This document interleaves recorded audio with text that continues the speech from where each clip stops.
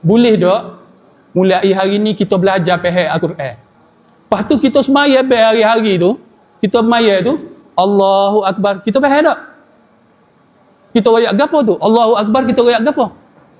Tak faham gapo. Lepas tu kita baca Alhamdulillahirabbil alamin. Kita kecek gapo tu? Ha.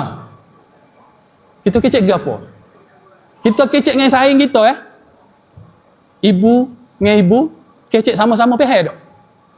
Faham. Tapi buat apa kita kecek dengan Allah kita tak faham? Allah beri kita makan, Allah beri kita penghidupan, Allah beri kita isteri, Allah beri kita suami, Allah beri kita anak-anak. Allah beri kita macam-macam dalam dunia ni, semua Allah beri. Tapi buat apa kita kecek dengan Allah kita tak faham? Buat apa?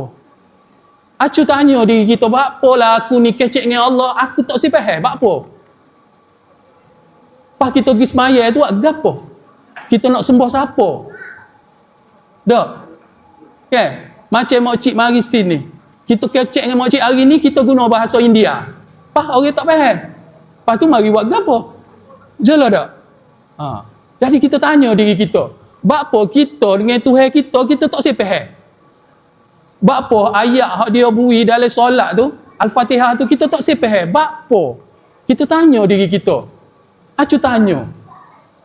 Lepas kita tanya tu, boleh jawapan tu, hak mana kita mesti kena belajar.